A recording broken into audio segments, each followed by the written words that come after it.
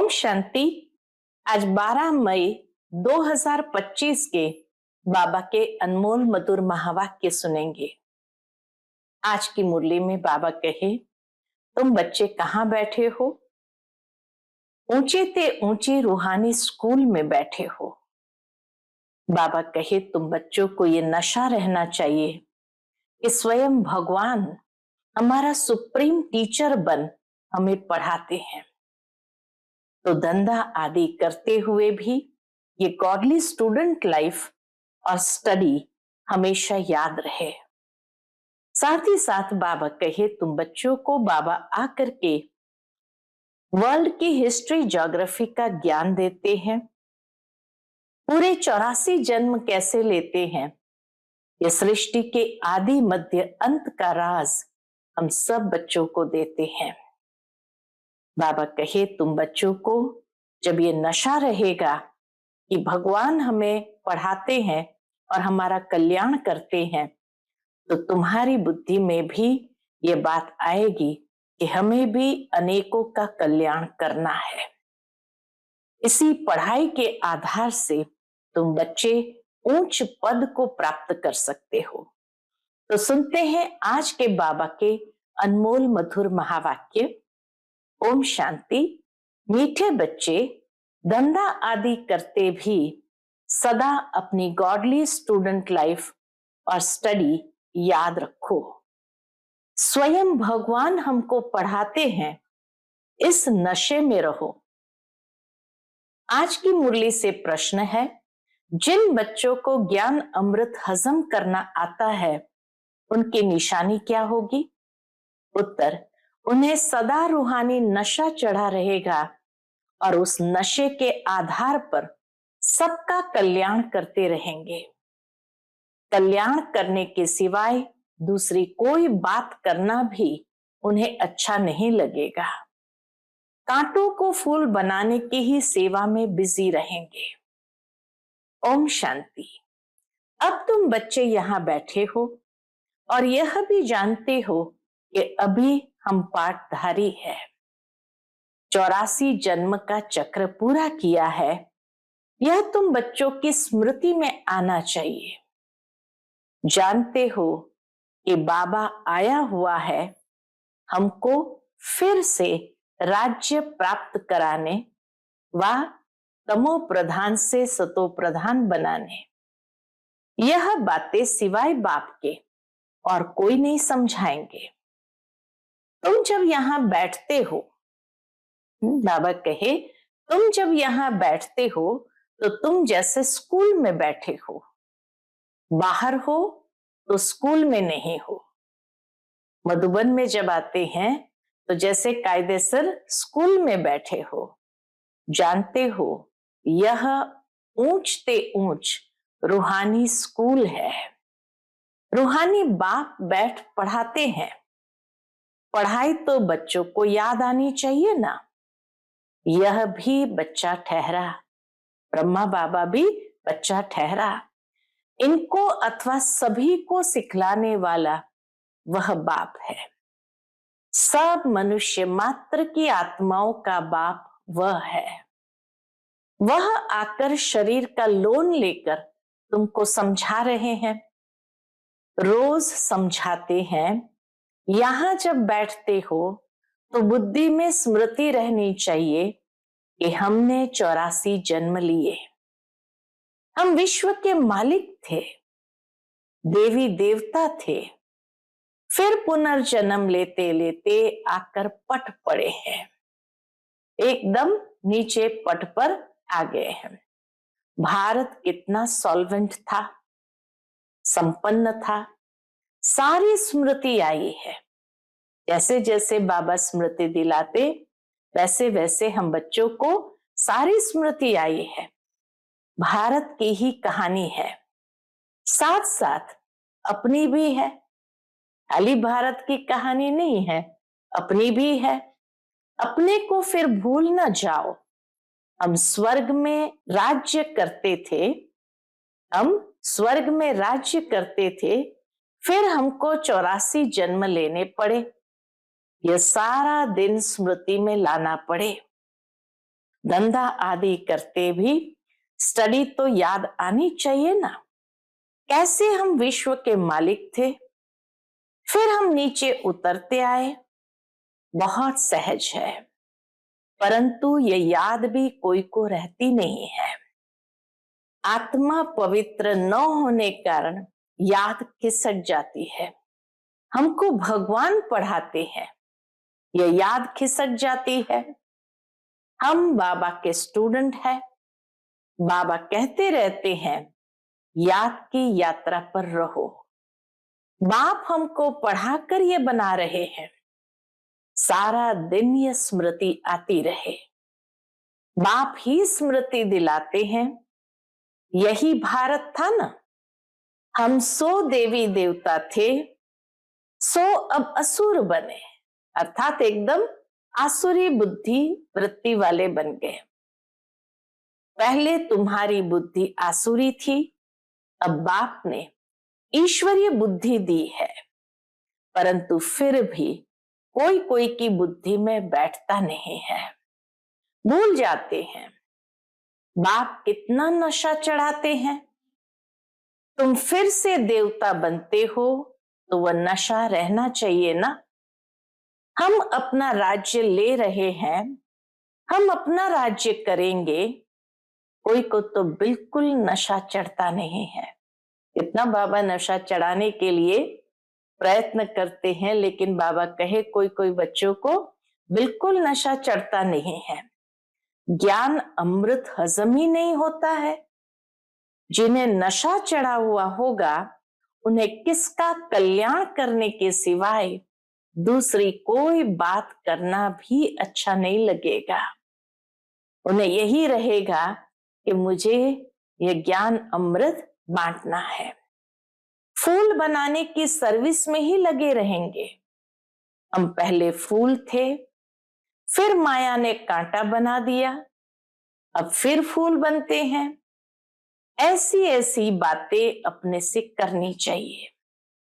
इस नशे में रह तुम किसको भी समझाएंगे तो झट कोई को भी तीर लगेगा।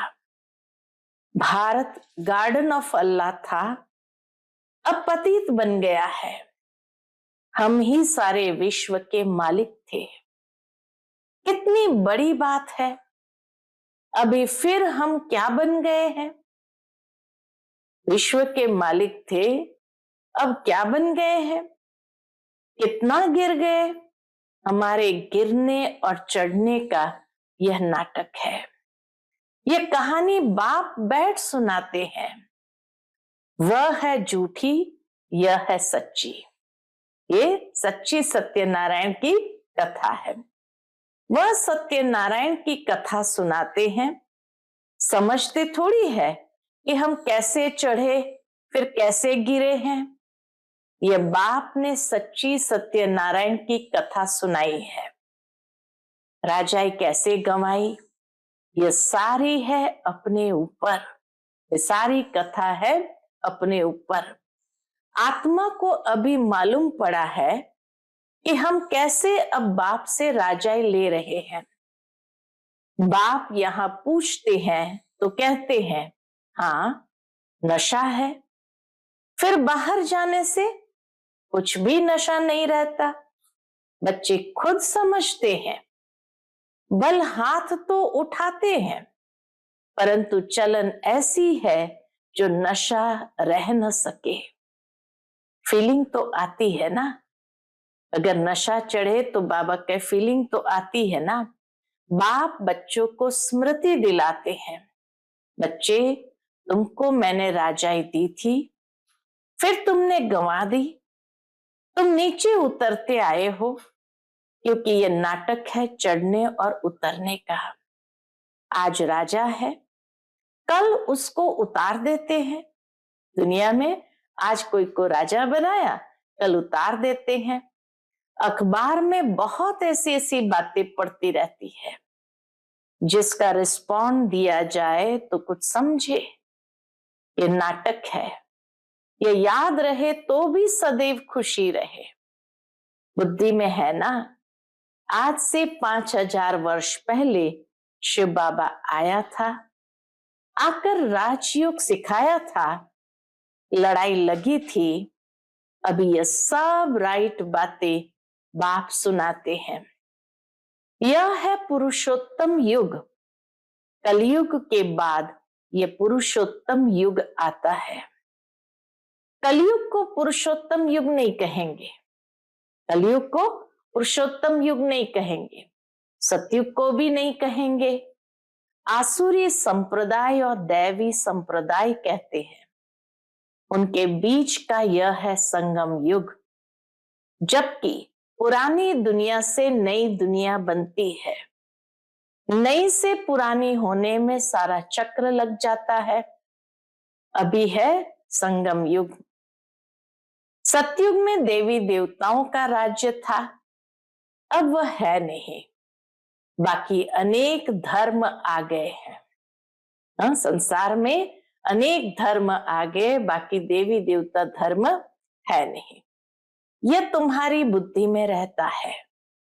बहुत है जो 6-8 मास 12 मास पढ़कर फिर गिर पड़ते हैं, फेल हो पड़ते हैं, बल पवित्र बनते हैं, परंतु पढ़ाई नहीं करते तो फंस पड़ते हैं। सिर्फ पवित्रता भी काम नहीं आती। ऐसे बहुत सन्यासी भी है, वह सन्यास धर्म छोड़ जाए गृहस्थी बन जाते हैं, शादी आदि कर लेते हैं।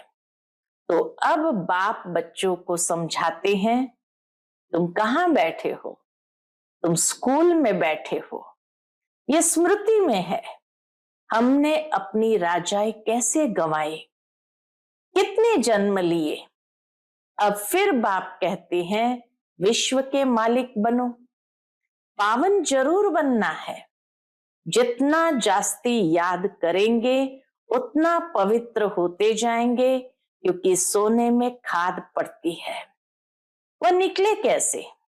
तुम बच्चों की बुद्धि में है हम आत्मा सतो प्रधान थी, 24 कैरेट थी, फिर गिरते गिरते ऐसी हालत हो गई है, हम क्या बन गए हैं। बाप तो ऐसे नहीं कहते कि हम क्या थे, तुम मनुष्य ही कहते हो हम देवता थे।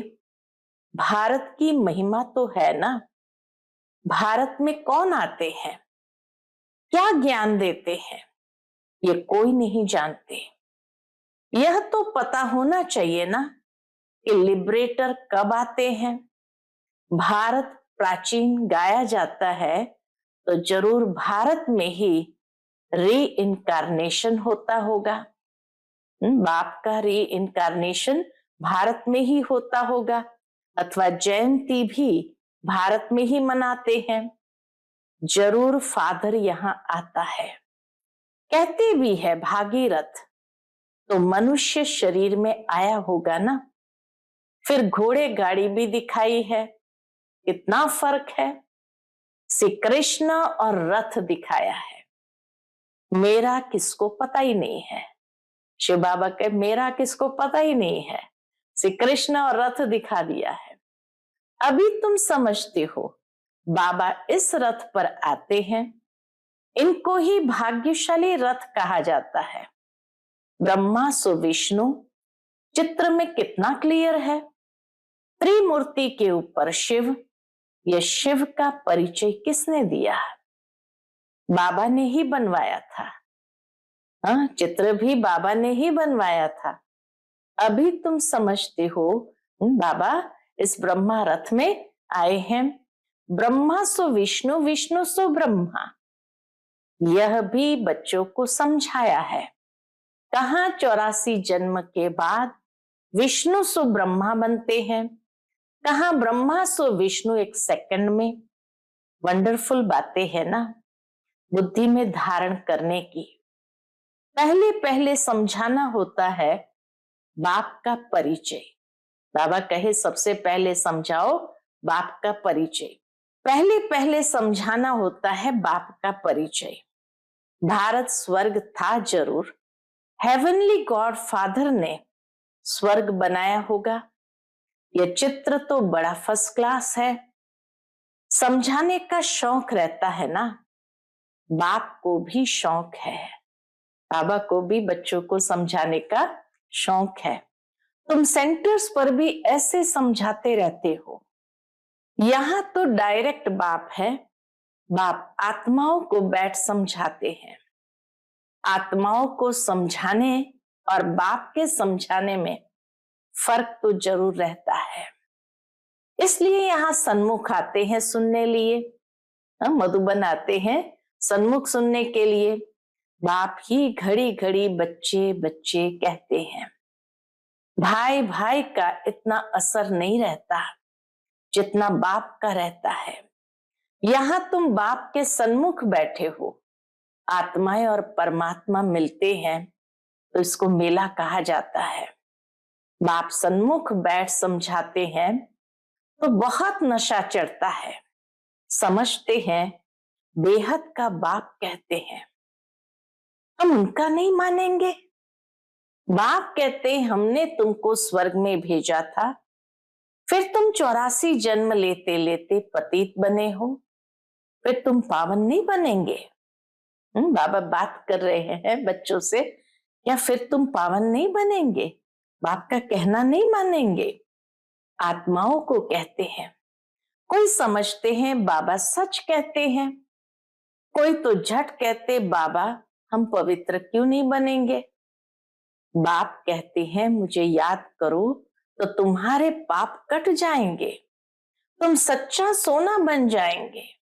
मैं सभी का पतित पावन बाप हूं, तो बाप की समझाने और आत्माओं की बच्चों की समझाने में कितना फर्क है। समझो कोई नए आ जाते हैं, उनमें भी जो यहाँ का फूल होगा, नए जो आते हैं उनमें भी जो यहाँ का फूल होगा उनको टच होगा। यह कहते ठीक है, अंदर से वो समझेंगे ये ठीक कहते हैं। जो यहाँ का नहीं होगा तो समझेगा ही नहीं। तो तुम भी समझाओ, हम आत्माओं को बाप कहते हैं तुम पावन बनो। मनुष्य पावन बनने के लिए गंगा स्नान करते हैं, गुरु करते हैं, परंतु पतित पावन तो बाप ही है। बाप आत्माओं को कहते हैं तुम कितने पतित बन गए हो। इसलिए आत्मा याद करती है कि आकर पावन बनाओ। परमात्मा को याद करती है कि आकर हमें पावन बनाओ। बाप कहते हैं मैं कल्प कल्प आता हूं।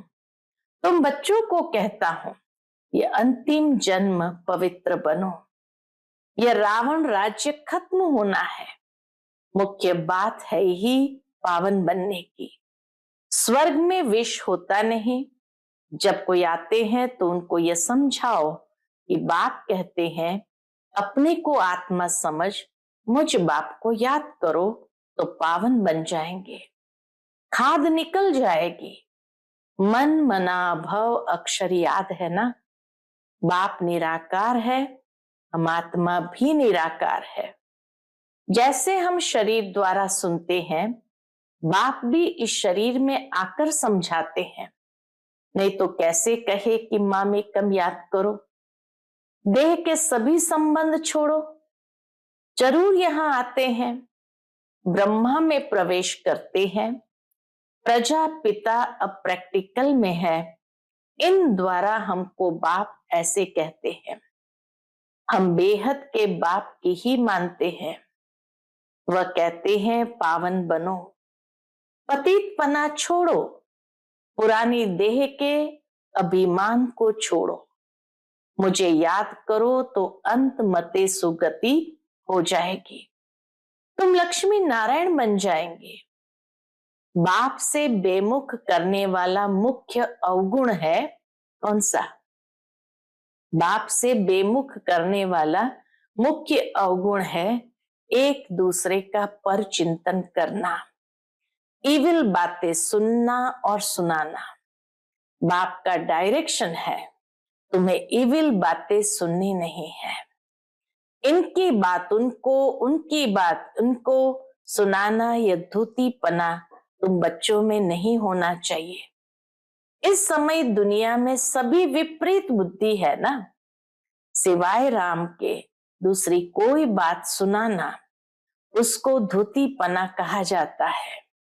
अब बाप कहते हैं यह धूतीपना छोड़ो, तुम सभी आत्माओं को बताओ कि हे सीताएं, तुम एक राम से योग लगाओ, तुम हो मैसेंजर, ये मैसेज दो कि बाप ने कहा है मुझे याद करो। बस इस बात के सिवाय बाकी सब है धूतीपना।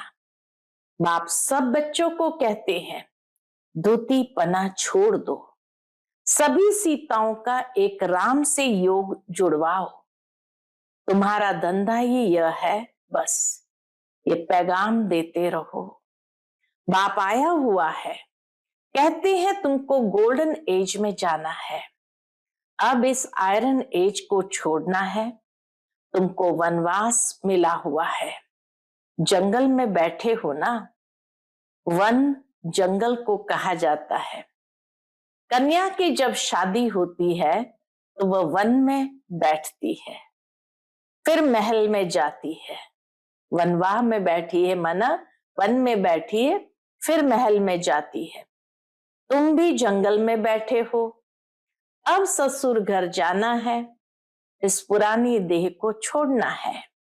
एक बाप को याद करो, जिसकी विनाश काले प्रीत बुद्धि है वह तो महल में जाएंगे, बाकी विपरीत बुद्धि का है वनवास, जंगल में वास है।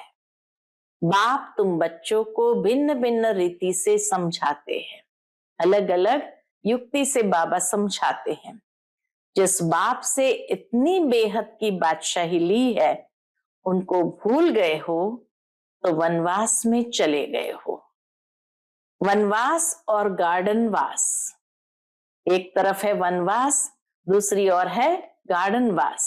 बाप का नाम ही है बागवान, परंतु जब कोई की बुद्धि में आए भारत में ही हमारा राज्य था, अभी नहीं है, अभी तो वनवास है, फिर गार्डन में चलते हैं। तुम यहाँ बैठे हो तो भी बुद्धि में है, हम बेहद के बाप से अपना राज्य ले रहे हैं। बाप कहते मेरे साथ प्रीत रखो, फिर भी भूल जाते हैं। बाप उल्हना देते हैं, तुम मुझ बाप को कहां तक भूलते रहेंगे। बाबा का उल्हना है, कहां तक मुझ बाप को भूलते रहेंगे, फिर गोल्डन एज में कैसे जाएंगे। अपने से पूछो, हम कितना समय बाबा को याद करते हैं। हम जैसे याद की अग्नि में पड़े हैं, जिससे विकर्म विनाश होते हैं। एक बाप से प्रीत बुद्धि होना है।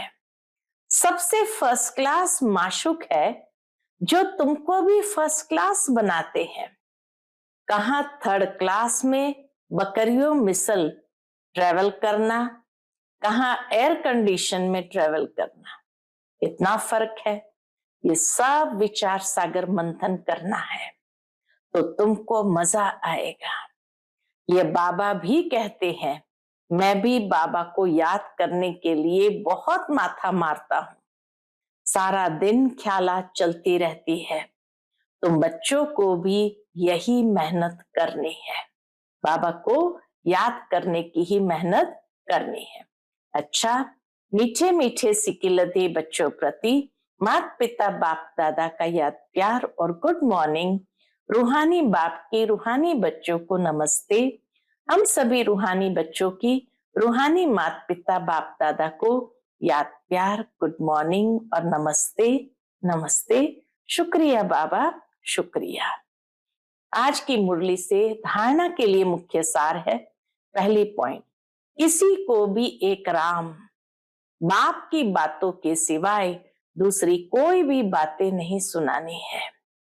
एक की बात दूसरे को सुनाना, पर चिंतन करना, यह धूतीपना है, इसे छोड़ देना है। दूसरी पॉइंट, एक बाप के साथ प्रीत रखनी है। पुरानी देह का अभिमान छोड़ एक बाप की याद से स्वयं को पावन बनाना है। आज का बाप दादा का मधुर वरदान हम बच्चों के प्रति है, समाने की शक्ति द्वारा रॉन्ग को भी राइट बनाने वाले विश्व परिवर्तक भव। समाने की शक्ति द्वारा रॉन्ग को भी राइट बनाने वाले विश्व परिवर्तक भव। दूसरे की गलती को देखकर स्वयं गलती नहीं करो। अगर कोई गलती करता है तो हम राइट में रहे, उसके संग के प्रभाव में न आए।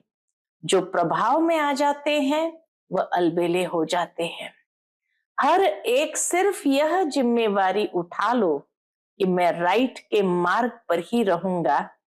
अगर दूसरा रॉन्ग करता है तो उस समय समाने की शक्ति यूज करो। किसी की गलती को नोट करने के बजाय उसको सहयोग का नोट दो, सहयोग का आधार दो, अर्थात सहयोग से भरपूर कर दो तो विश्व परिवर्तन का कार्य सहज ही हो जाएगा। आज का स्लोगन है, निरंतर योगी बनना है तो हद के मैं और मेरेपन को बेहद में परिवर्तन करो। निरंतर योगी बनना है तो हद के मैं और मेरेपन को बेहद में परिवर्तन करो। आज का व्यक्त इशारा, रूहानी रॉयल्टी और प्योरिटी की पर्सनालिटी धारण करो। वर्तमान समय के प्रमाण फरिश्तेपन की संपन्न स्टेज के व बाप समान स्टेज के समीप आ रहे हो। उसी प्रमाण पवित्रता की परिभाषा भी अति सूक्ष्म होती जाती है। सिर्फ ब्रह्मचारी बनना ही पवित्रता नहीं है, लेकिन ब्रह्मचारी के साथ ब्रह्मा बाप के हर कर्म रूपी कदम पर कदम रखने वाले ब्रह्मचारी बनो। अच्छा, ओम शांति।